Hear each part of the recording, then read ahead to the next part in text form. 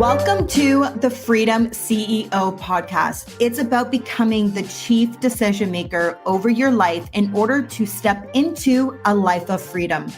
From business, health, wealth, charity, and giving back to just doing life on your own terms. I am your host, Shae. I am an award-winning activist, change maker, and a multifaceted impact entrepreneur with over a decade of experience in business, philanthropy, and health and wellness. In this space, I'm going to be bringing you insights, not just from me, but from incredible thought leaders around the globe to help you start making decisions towards living a life of freedom so you can live a life you love.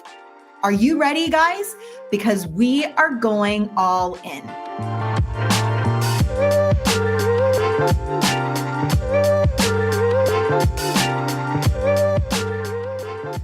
Today's episode is going to speak to the powerhouse that is within you. I got to sit down with Vanessa Ford, who is an award-winning film and TV producer, scientist, entrepreneur, and in general, she is such a badass. Seriously, check this out.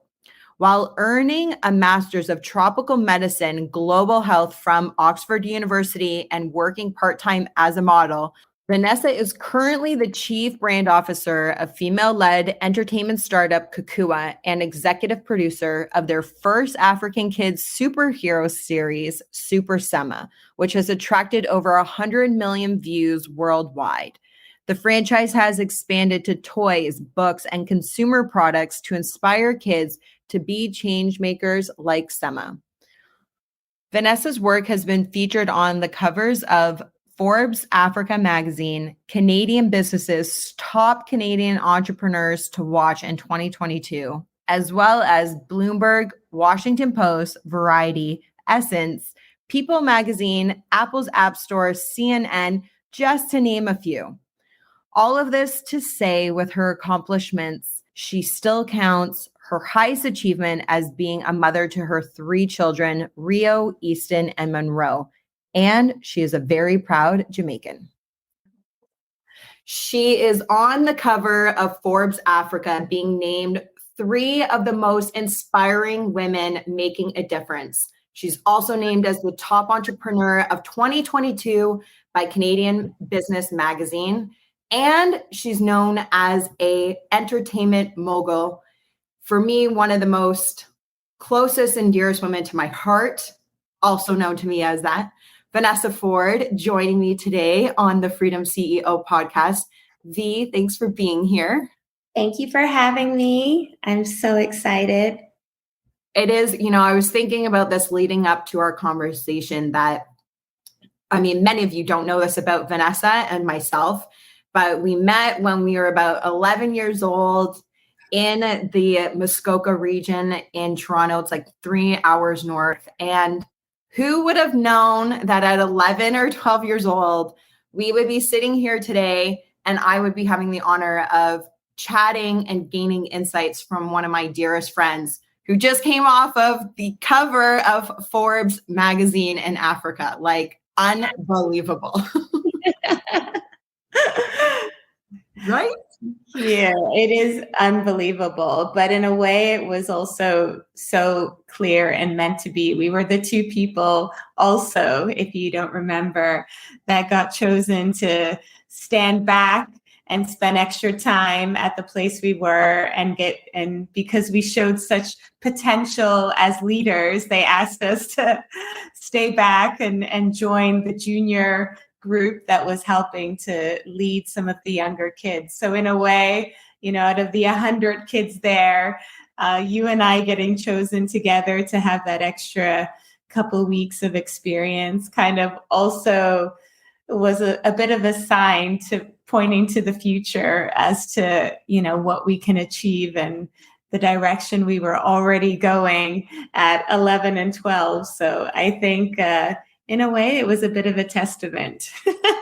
Yeah, you're probably not wrong in that. And I just think it was such a special shaping and molding time for both of us. And you have had such an incredible journey since then. I remember the day that you called me to be like, I'm leaving Toronto and I'm moving over to London. I'm going to Oxford. I'm like, wow, this girl is so much smarter than me.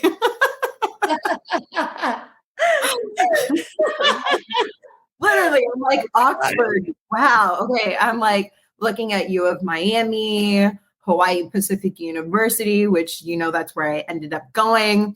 Yeah. I'm like, dang, I should have applied to like Stanford or something. Oh my gosh. It's so funny because so many people looked at that whole opportunity in that way, like, oh my gosh, Vanessa, like you are just too smart, too overachieving, too out there. And so many people also were just like, you know, I wouldn't even apply to Oxford. Like, why don't you go to U of T? It's a really good school and, you can definitely get in. Like, why are you shooting so big? But yeah, my mom always says, if you don't shoot for the stars, then you'll never land on the moon. So I was like, I gotta at least give it a try. So I remember that reaction from you. Although you definitely were very cool and nonchalant about it. You were kind of like, oh, Oxford, that's great. Yeah, as if like everybody gets accepted into Oxford. Definitely not. No, I just, and from that young age, and even still now, like you've always been that inspiration of anything is possible. And, and we're going to talk some about, the work that you have done even in your early years. But, at one point you had your first son, who I remember watching you go through that at one point, being a single mom through that and going, so many people would not be able to juggle and handle what you did, or they would give up on their own dreams. And you really didn't.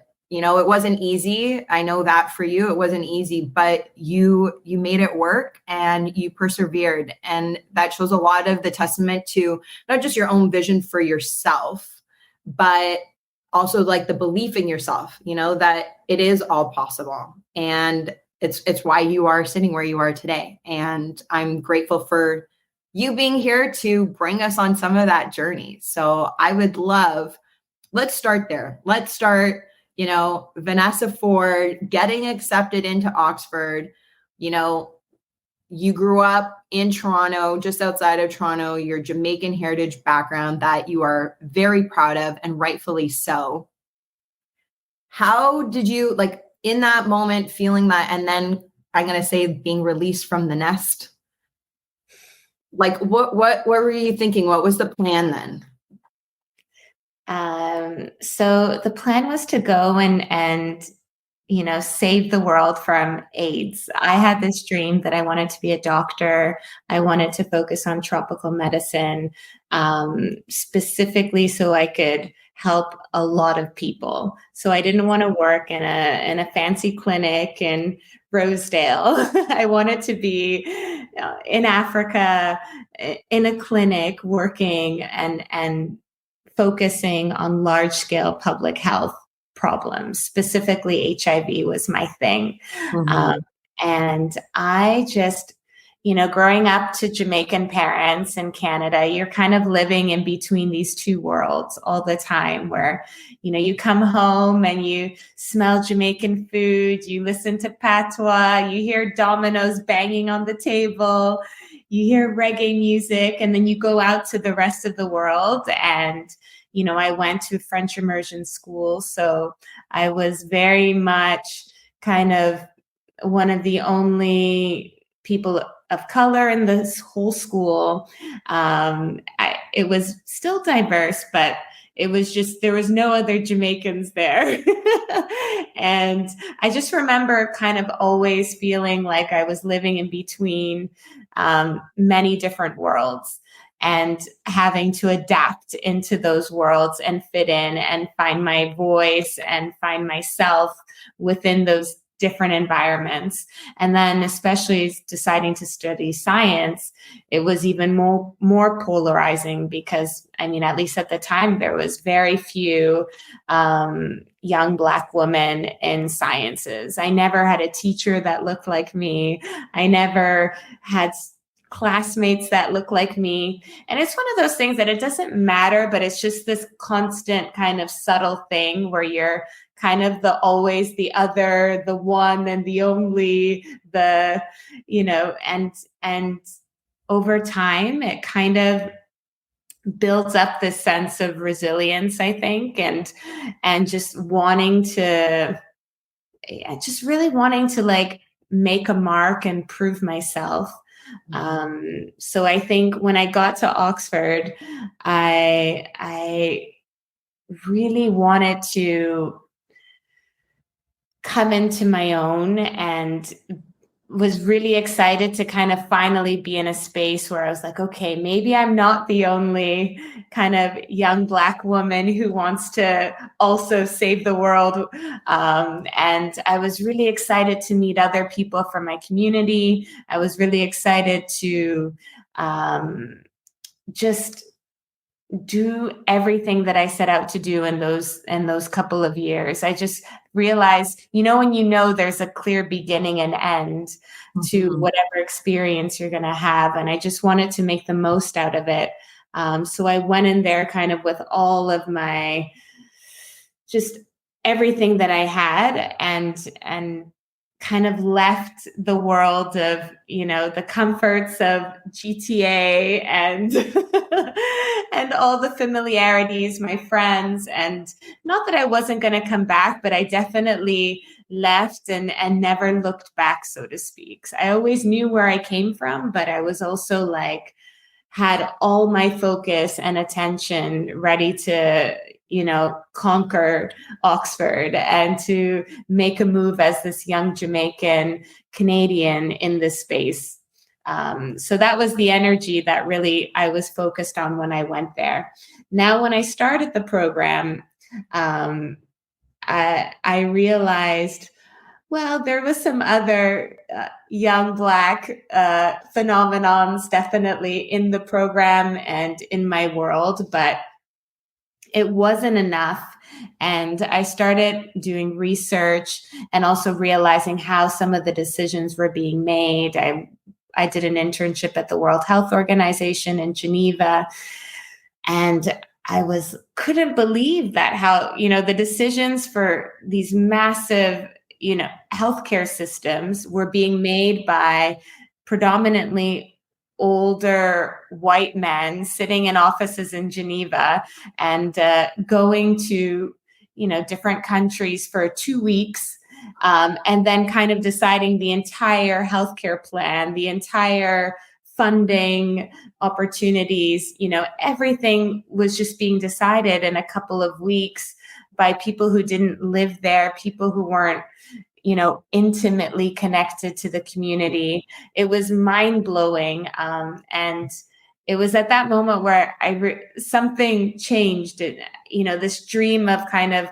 going into clinics and saving the world I realized was impossible, because there's a systematic problem of where the money is coming from and how it's being used and who actually making the bigger decisions that affect these healthcare systems. So I really realized that I needed to find another way to spread awareness and to make change. And that was when I got bit by the filmmaking bug and storytelling and seeing the power of stories and moving image in order to change behavior. And that kind of reframed everything for me. And it didn't happen overnight, but it was something that I took a big risk in school. I did my dissertation, and when most people are handing in a 35-page essay, I handed in a film. So I took a totally different approach. I went into Kenya, into Swaziland and South Africa, living with Indigenous communities, filming the work that I was doing, and put a story together that could show from, without being that outsider narrating, but almost just like a visual dialogue and a visual journal of everything that was happening. And that actually became more powerful than, the 35 essay I could have ever written. There's something so powerful when you can connect someone to who's not a number, but you see their face. They're no longer just written in the books of statistics. They have a name, they have a family. And it was so powerful to be able to distill, my research in that way, because I realized, oh my goodness, this is actually, we had a little screening at the university, and then I started being asked to show it at film clubs, and I submitted it to a couple film festivals, and I realized, the outpour was unbelievable. Like, people were just so fascinated and interested, people who didn't really know much about the HIV pandemic, or they had a totally different kind of one-sided approach. And they were like, wow, here is this community who is remote in Africa, and this is how they're dealing with it. This is how it came into the community. It wasn't a poverty thing. It wasn't, it was a very specific conversation that I was trying to create. And that, it was incredible to be able to do that, and to really connect people who are not just in the public health world, people who are not just in kind of an interest in Africa, but people who are also watching Marvel films, and people who, barely knew anything about the pandemic other than what they saw, in on the TV or what they read. And so this gave them, it humanized the disease. And I think I realized at that point that, filmmaking was such a powerful medium, and I needed to keep doing more of it. But I'm like, now I have this degree from Oxford, and I've just spent a lot of money, specializing in tropical medicine. How am I going to go from there to film? And without the proper last name, without the family who's been working in film for 3 generations, without the trust fund to live in New York full time and just intern. Yes. So I think that was that moment when it came, it really hit me, and it was terrifying, to have worked so hard to get this incredible degree, and then realize, what, my heart is telling me that I'm meant for something bigger and to do something different at that time. So yeah, I think the whole experience at Oxford was incredibly uplifting. It was so much fun. I've had, the best memories of my life there. But it was also a moment of fear, and, very few people talk about that. There's this constant kind of illusion that when you graduate, you know exactly what you're going to do. You have this nice, shiny degree.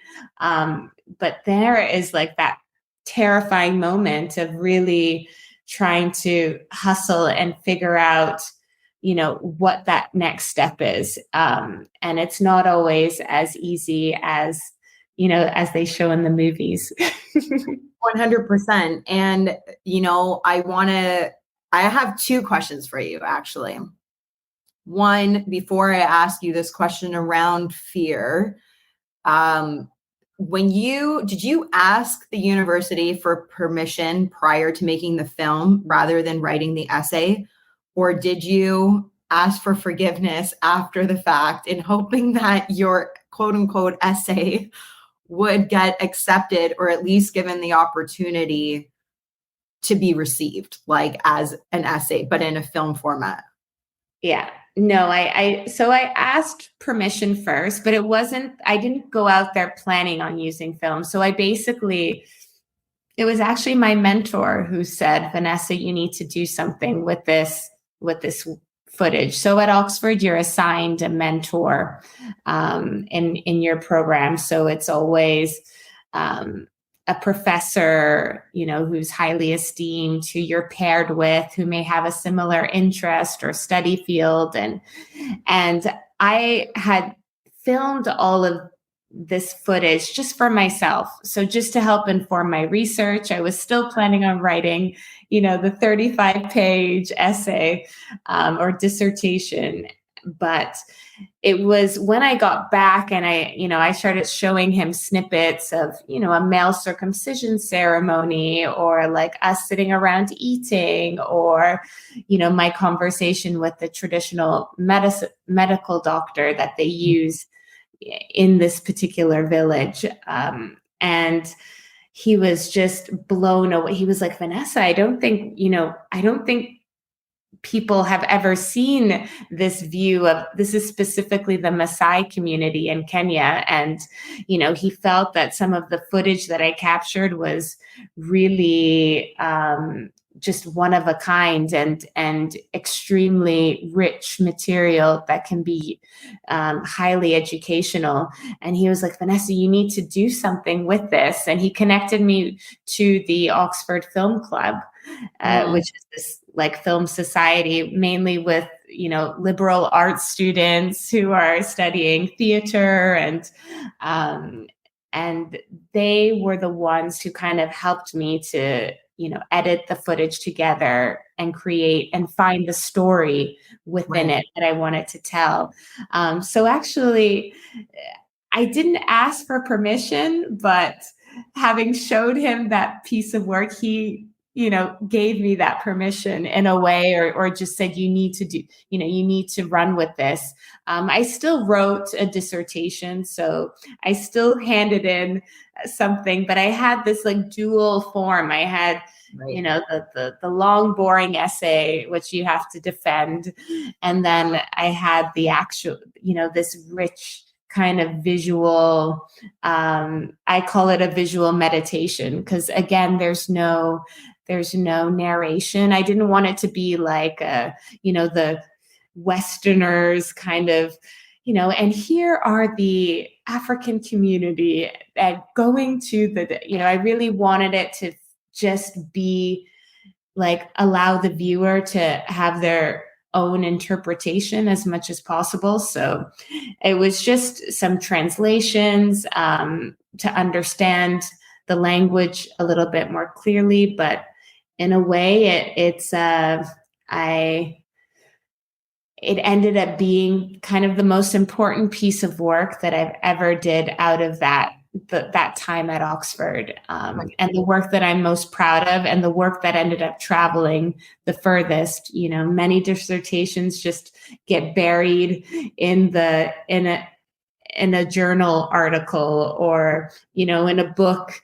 And I'm proud to say that not only was my article published, but I have this beautiful piece of work that then hundreds of thousands of people have now seen. The university still uses, and the David Suzuki channel in Canada also televised. So it's something that I'm really proud of, and something that I just really encourage more people, and especially students, to, think outside of the box and, maybe do things differently, find other ways of communicating some of the same things that have been told and shared, like even just taking it to another level and looking at the visual form, looking at, a dance form, music. There's so many different ways to connect to different audiences. And I think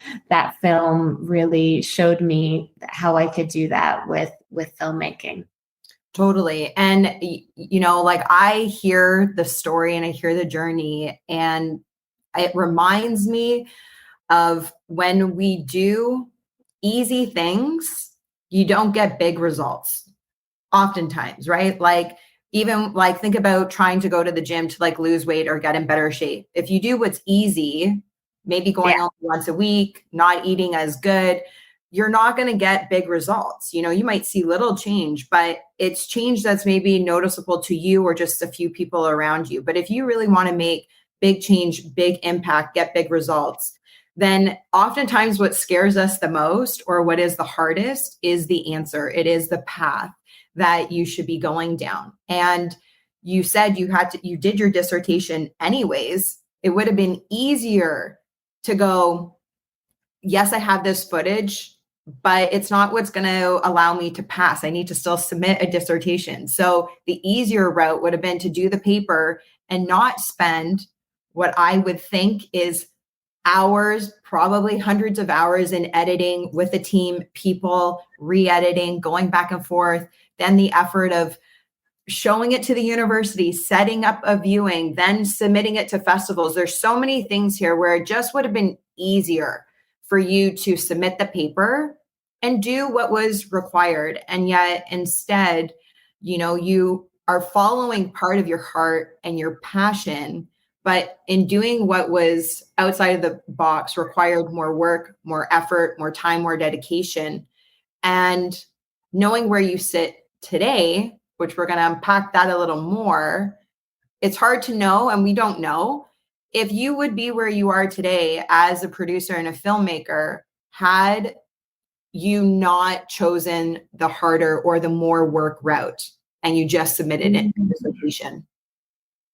Right? Like, who knows? Yeah, totally. That is definitely something that when you think back, you know, that experience was the one thing that really shook me to my core. And in terms of, and it was my biggest learning curve. You know, I was naturally quite gifted at the maths and sciences. So in a way, you know, a lot of what I was learning at Oxford was interesting and new and relevant, but ironically, it turned out that making this film was, you know, even more work. And I would have to take the bus down to London to take classes at the London Film Academy, where I was doing this kind of 6-week crash course in filmmaking in order to.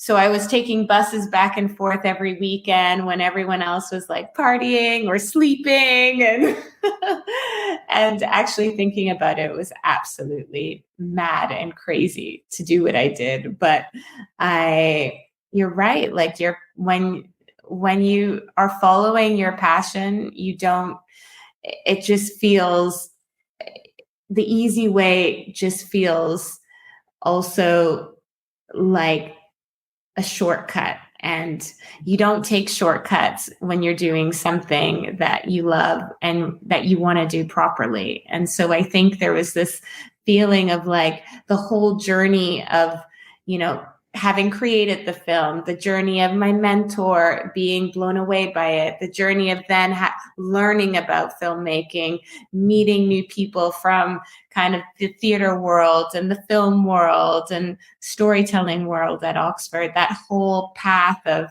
going through that was so much more meaningful, even more meaningful than the end result almost. And so yeah, it opened up my world so much. You know, some of those people that I met along in that period ended up being very helpful and instrumental in my, you know, as I grew into making filmmaking and television producing like my vocation. So in a way, it all, you know, the director and founder of the London Film Academy is one of my best friends to, you know, and became a very, you know, a mentor as I was growing and navigating the industry. So everything happens for a reason. And, you know, sometimes, as you said, taking that easy route doesn't always lead you to the place that's the most exciting, the most disruptive. Totally.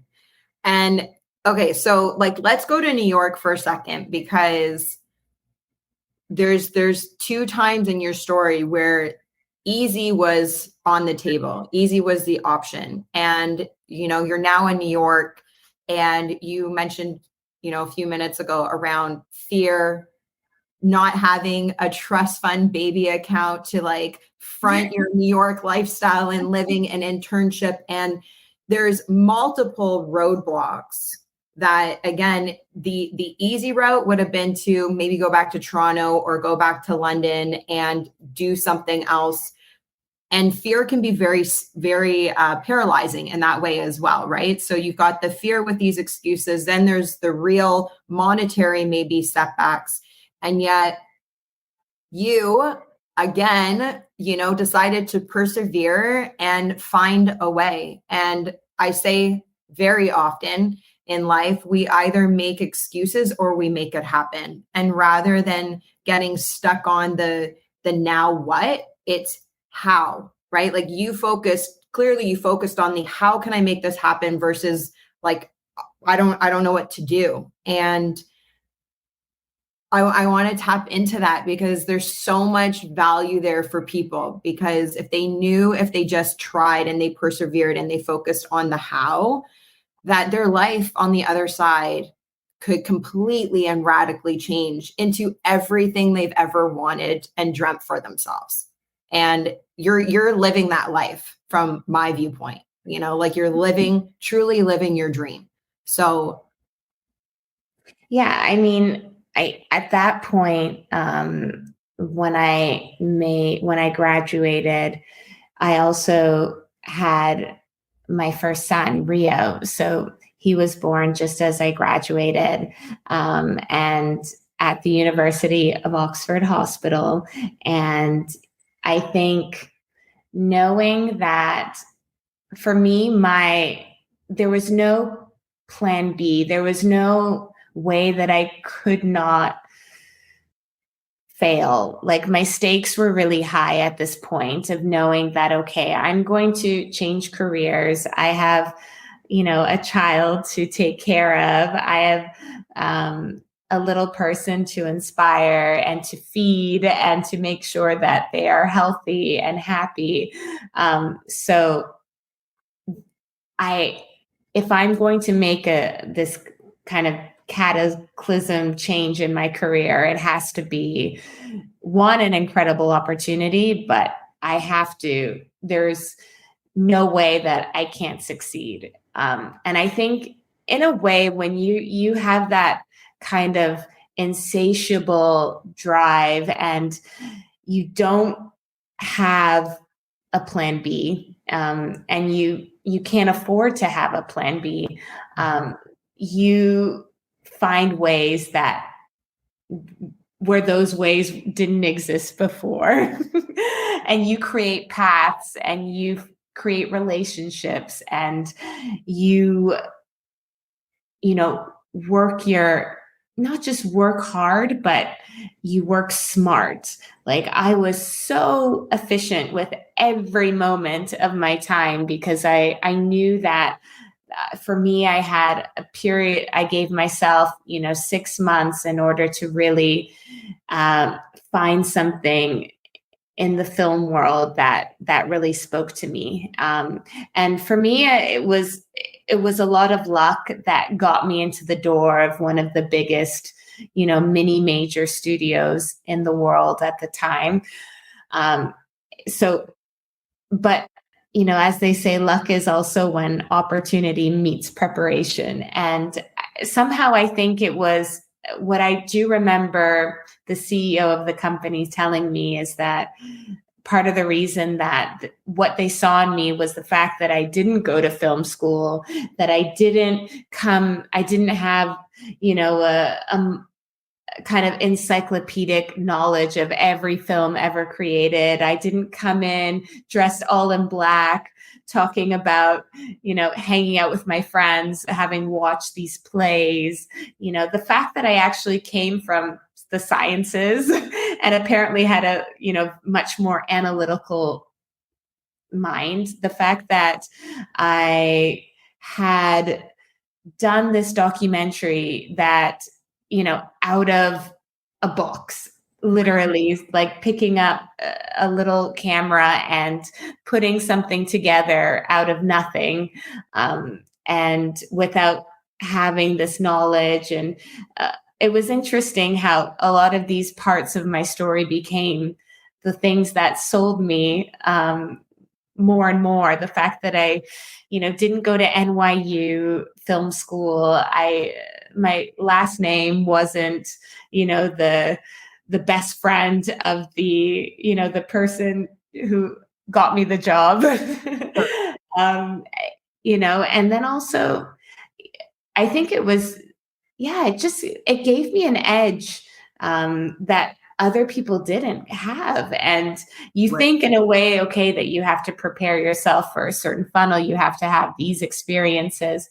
But actually, if you have broad enough experiences, I lived in rural Africa. I was sleeping on cow dung in mud huts for months, not showering, not, learning new languages. These are creating friendships and relationships. All of these things these are important life skills that you don't realize how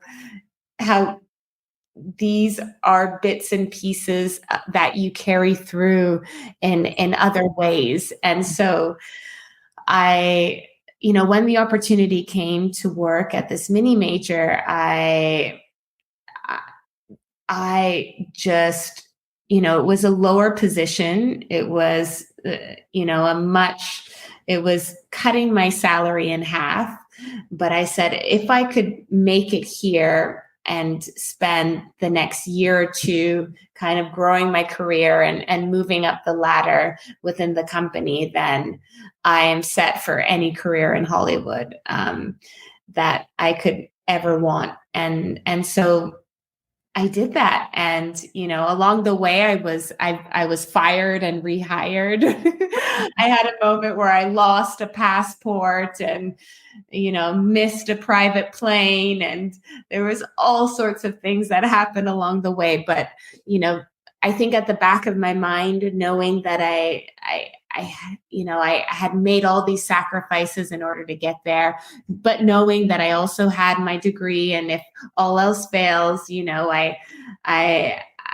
knew I was employable, but just being so insatiably hungry for this opportunity and knowing that I had this one shot at it, really, I think, lit my fire and gave me that perseverance I needed to keep on going and focus on how do I open these doors? How do I keep my job? How do I learn in an environment where it's ultra competitive and it almost feels like everyone's trying to work against you?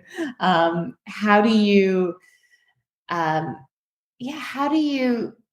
build friendships and safe places within this ecosystem of, high intensity and, in jobs that people would kill for, at the time, and well, maybe even still. Oh. So I think, it was really, it was literally having gone from, watching the Oscars on TV with my mom, staying up really late, her and I sitting together. I remember watching, the Golden Globes and the Oscars, and, then actually kind of going to being in Hollywood and, going to some, like seeing the behind the scenes of the Oscars, going to Cannes and, hanging out with Quentin Tarantino and Uma Thurman and just being in this world. It really, it all felt like larger than life. But I think I was just so grounded in knowing that, okay, I didn't have a choice. I couldn't quite lose myself in that world. I really still had to keep my eye on the prize. I knew I was there for a reason, in order to grow my skills, in order to learn the ins and outs of producing and deal making, and knowing that I had Rio at home to come home to. And I think in a way, all of that created this perfect storm of just ambition, of priorities, of, of drive, of want, and then of inadvertently being able to be successful at it. So yeah, I think that's a long roundabout way of talking about my hows, but I think, one couldn't have come without the other. And I guess that was the point I really want to make, is that, if I wasn't a young mom, maybe that would have taken me a totally different route, in a way where I could have lost myself in this kind of very glamorous, intense life. Maybe I wouldn't have been as grounded.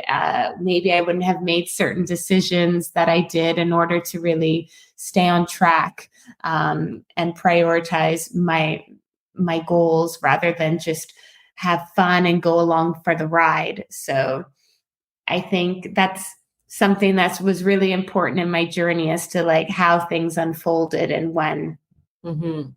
And, it's a testament that when we focus on whatever we focus on grows, right? Whatever we focus on, we really attract. And it is that law of attraction. And so when you choose to focus on the how versus on all of the other worries of, what am I going to do? I don't know, all of these things. And you just focus on that how, really it's, you attract in that energy, you attract in the right people, you attract in these opportunities and these doors that open in the pursuit of what you're focused on, and it's this incredible magnetization that takes place. And I will say, for just you as an individual, I say this often more to other people about you than I think I've ever said to you yourself. But you've always been and still are one of the most grounded, humblest, huge heart people. Like, I know, not even just woman, just like as a person, and I think of, it's true. I think of everything you've done in your life. And, before Vanessa and I started recording today, to give you the inside scoop, we were saying, like, we could pull a Joe Rogan and be on here for 3 hours, because there's so much to unpack with my girl V, and you're not just your life. Well, we have history, both of us, I think. But there's so much wisdom, and there's so much that you've done, that if people really knew the rooms that you've been in and the hands that you have shaped and that you've worked with, like, you would just never know. And it's created you're really one of a kind. You're so unique, and you're so grounded. So people, you can go research Vanessa, although she is fairly private in her life, even though she is showing more on Instagram. She's showing you what she's allowing us to see. I'm trying. More, but that's always been your heart, always. Even, and again, we don't have all the time today to talk about it, but like Vanessa was like modeling with all kinds of people that you used to listen to on your CDs and radios, like back in the day, and never, ever has that been something for you to put yourself up over other people, and you've always carried yourself very humble, very grounded when you could. I mean, you were modeling and working with some big names in high school as a teen, 14, 15, 16 years old, and even today, your kids are Zara kids and in international campaigns, and you're still so grounded at the core.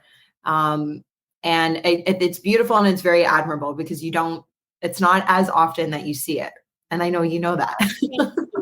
Thank you so much. In a way, it's almost like sometimes I feel like I'm not too grounded, but just, I was reading something the other day, and I was, as you said, something about, what she wants to show on Instagram. And it said something about, that you're doing, if you don't see people in spaces, people that look like you in spaces, excelling and doing incredible things, then it's hard to believe that you can be there, like the power of role models. And a part of me was also thinking, that maybe I'm doing a disservice by not, sharing a bit more and kind of talking a bit more about the things that I'm doing, only because maybe one person could be out there and stumble on my page or stumble on this conversation, and just feel so inspired by that. Because there's one thing to be the Beyonce, but it's another thing to be a kind of an attainable role model, like someone who, is doing incredible things, and you can kind of see the clear path to how they made it, like the roadmap, and they show you that roadmap in order for you to then feel like you can achieve that. And I guess, there's still very few Black women in media behind the scenes. They're mainly all on camera, which is great, but it definitely, some of the decisions I've made, and when I've been in those when I've had a seat at that table, or when I've created my own table, as I like to say, then it's just so important that we tell stories that haven't been told before. And it's kind of our mission, and also our duty, I think, to this next generation, to just be able to not expose yourself, but just really show the world, the great things that you're doing in a way that that is still humble, but that can be really empowering. And again, especially as a woman of color, especially what you're doing now. Just when you announced it on your IG, there's a flood of comments of people who are just like, oh my goodness, like, this is the inspiration I need. This is like I can't wait to listen to it. This is exactly, even just the words, the Freedom CEO, just evokes this sense of, badass, I can do anything. And you realize, you think everyone is just operating in this way because that's how you operate. But actually it's super inspiring. And I hope in this year and going forward that I can put myself out there a bit more and do more to not show off, but to expand and amplify my world, just so young women out there can see that you can have 3 kids and still run a company, that you can still, live in an exotic country and run a international company and tell incredible stories and be a part of inspiring projects. You don't have to do one or the other, or none of the above. Just finding there's a way to make it all work. So I want to do more of that this year. And thanks for giving me this opportunity to tell my story and share whatever bits and pieces of advice and knowledge and from my own experience that could be useful for others. I love it. Well, I can tell you with full confidence that, whatever you decide to share is the inspiration that gives courage to other women, and just young people in general, to start living and making decisions for the life that they want to live, and that it is possible. And if you're focused on it and committed, it will find its way, but it's the consistency and that dedication that you just have to keep going. And so I can't wait to see more, because that means I get to see like more of what's going on the day. And, your children obviously hold my heart in a very massive way. And I'm very blessed to be connected to you in that way. We are totally like pulling a Joe Rogan. I'm like, okay, before we wrap, and this is going to not feel like a wrap up, but I think it's really important. You've talked a lot about the responsibility that we have around not just raising the next generation, but how we're raising that next generation and passing on that torch. And so much of your journey through now film and telling stories and using your voice through motion picture, through animated motion, I guess. I'm not the film person. Yeah. I hope I said that okay. Animated images.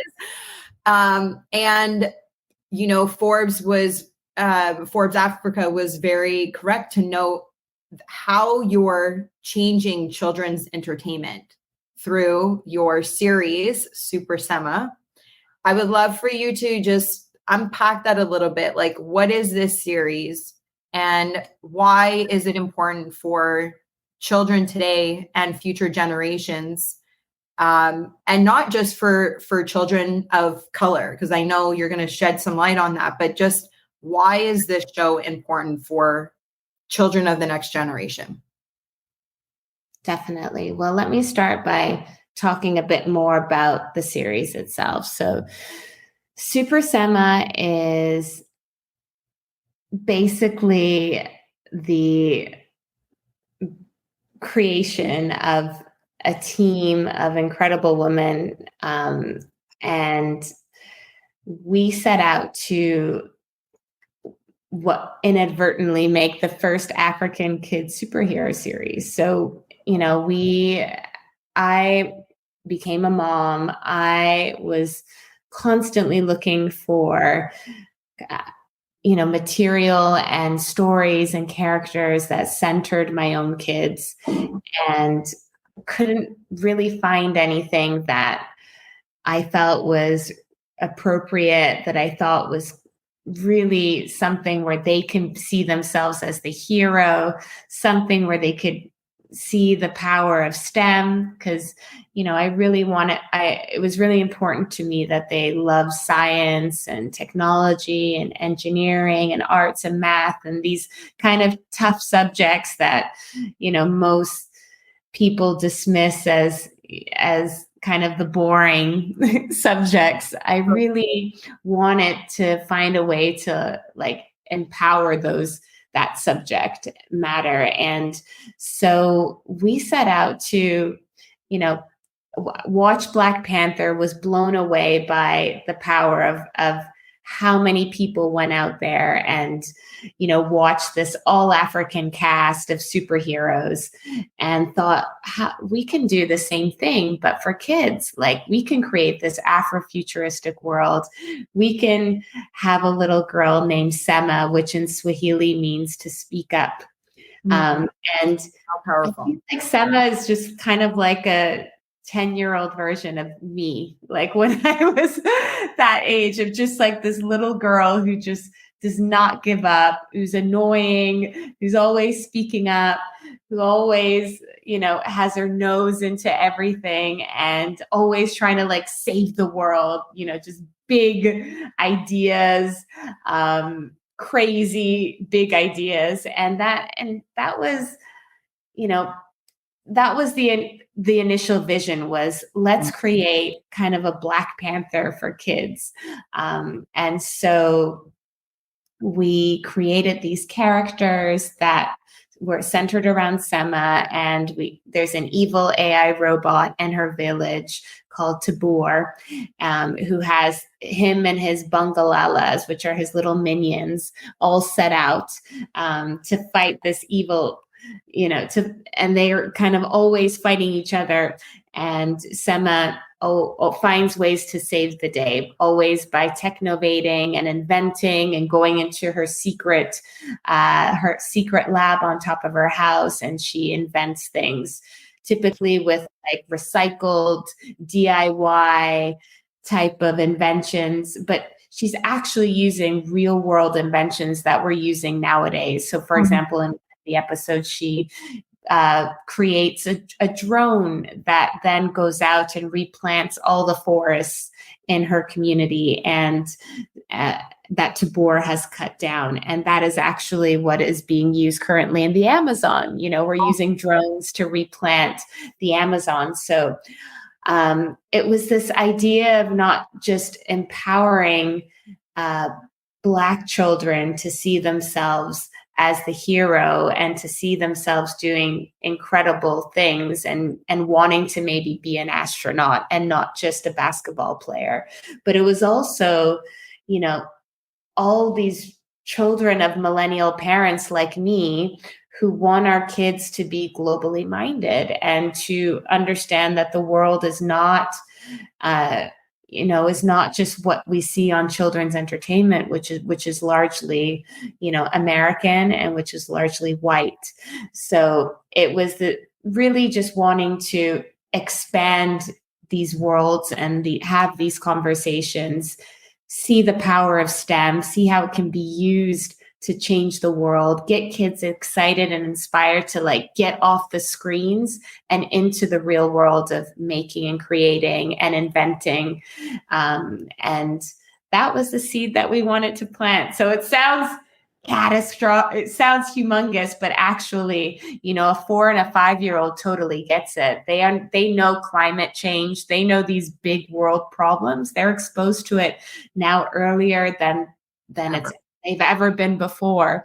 So, showing them that Sema is going out there and taking waste and converting it into renewable energy is not a crazy far out idea. It's something that we have kids, and their parents writing to us and saying, oh my gosh, my son now, wants to be an engineer. He didn't even know what an engineer was until he saw this episode and Sema did this. And, this was so exciting. And so just planting that seed, you realize how powerful it is. And that is really what we set out to do. And we are doing it really well. We have over 100 million views on our YouTube channel.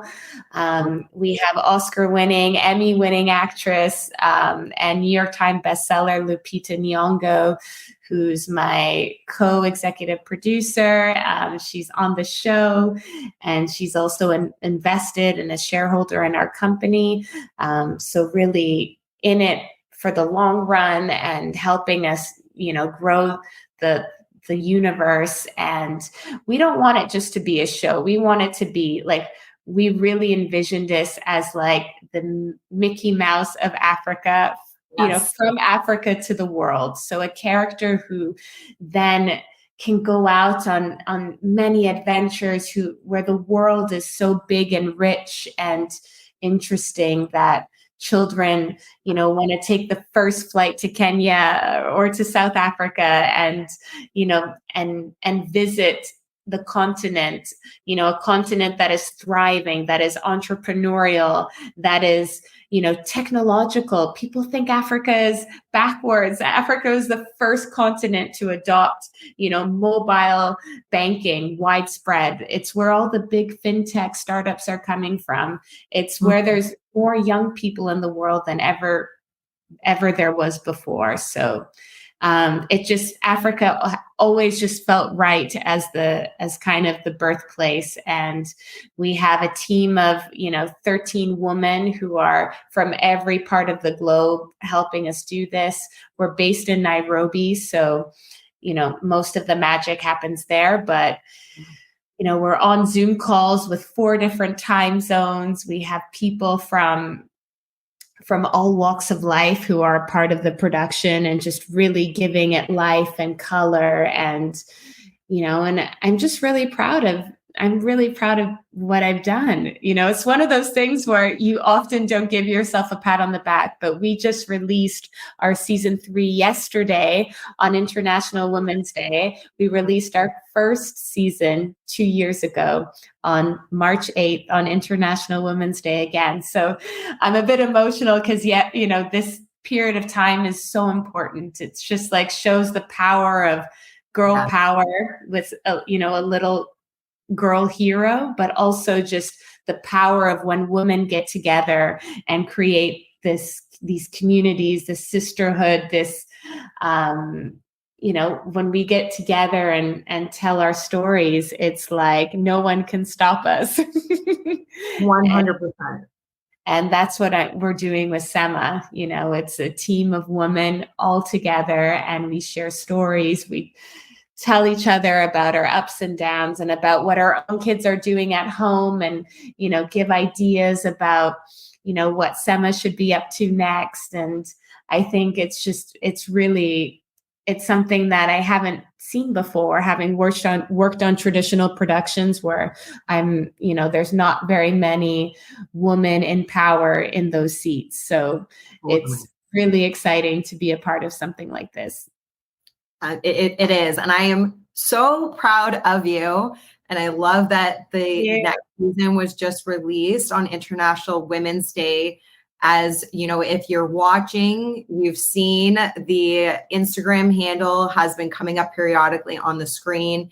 I'm also going to include everything in the show notes so that you can follow Vanessa Ford, you can follow Sema, and get all of the updates on what is coming next, because I know you're just getting started and I cannot wait. We're going to have multiple conversations, but definitely going to have you back in like 6 months.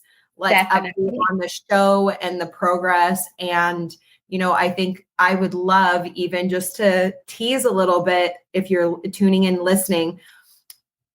Vanessa is, this incredible mom, and has already mentioned before around that you can do both. You can be a mom in business. You can be a mom and still not lose yourself. You can be a mom and have a great marriage. There's all of these things wrapped up around what the ideals of success really look like in creating a balanced life. So when you come back, V, I want to unpack that and just give our listeners something to also look forward to hearing from you and seeing you again. And you're on the Freedom CEO podcast for all the obvious reasons, but I need to ask you this one question as we wrap up. When you think about being the CEO of your own life and the decisions you've made, how has that brought you freedom in your own life?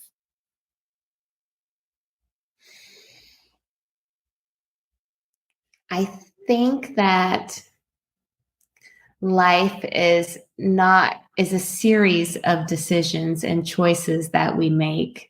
And it's not just one choice. It's not just one major decision. It's a series of tiny little decisions and choices and priorities that we create along the way in order to give us the life that we want and to create the joy and the freedom that we need. And I think for me, a big part of those choices stemmed from always choosing love and not fear. And I know that sounds quite ethereal and big, but if you want to know how free you are, you should ask yourself, how far does my love extend? How far can you choose love and not fear? And I think that's been the basis of so much of the kind of the direction that my life has gone, which has been topsy-turvy and has not been straight at all, but it's always led me to the right path, and has ultimately led me to a life that I can truly say I created, not something that just happened to me. I am, running a company that I'm doing a show that I was a part of creating. I've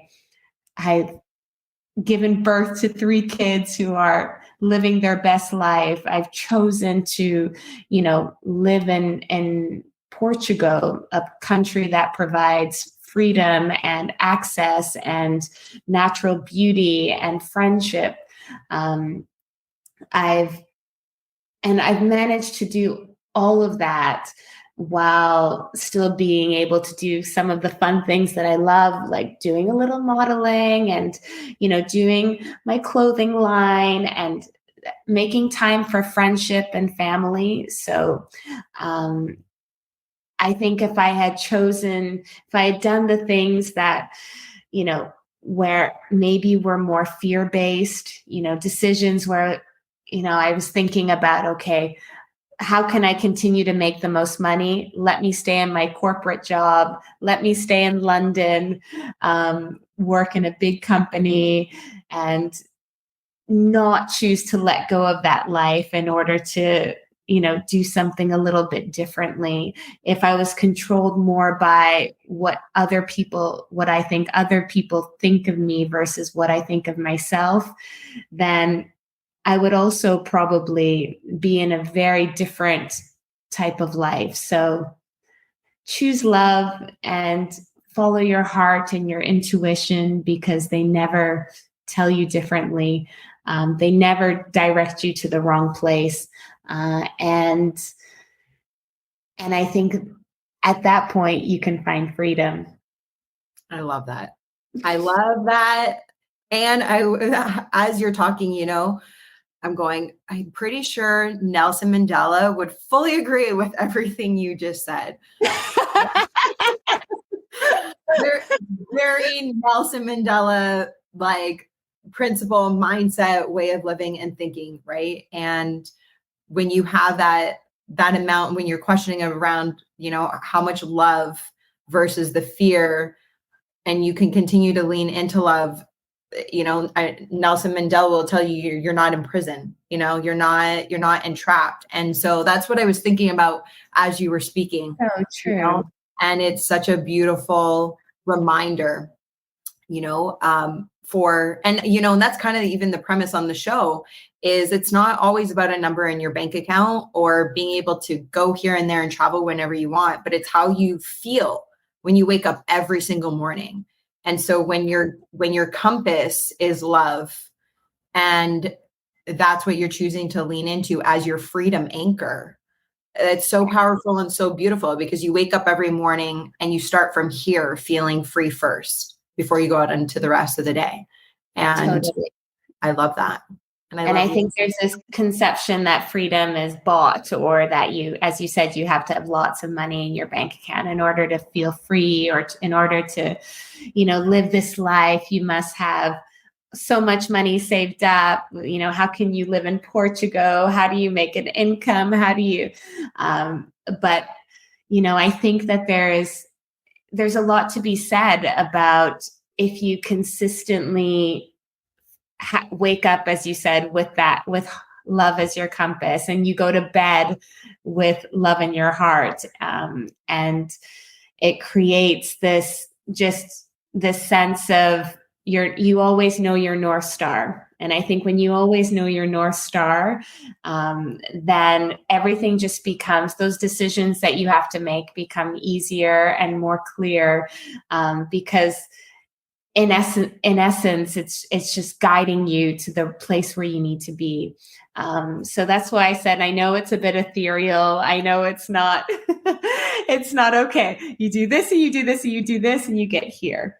But it's my truth. And that's, I've made those decisions that even my mom would be like, oh, this is so crazy. You have an incredibly, exciting career, stay in Hollywood, in that, why go into children's entertainment? Why start your own company? Why complicate things? Why have another child? And these are all really valid questions too. But if you're ever in a position where you just don't know what to choose and you don't know which direction to take, never take the decision that you are taking because you're afraid. Always focus on the decision that finds and brings you the most love and allows you to serve your greater purpose, and not just the immediate kind of feeling the immediate gratitude of the safe paycheck, or, you know, the expectations of what your neighbor's doing or what your best friends are doing. You know, really think long term, really think big vision, and don't give up on that. I love it. I love you. And we are having you back. You need to come back. We will figure that out. I don't think anybody listening is disagreeing with me. And Thank you so much for having me. Oh, it is so my honor and my pleasure. Thank you for joining today. Thank you. I can't wait to come back and listen to the Freedom CEO. Bye.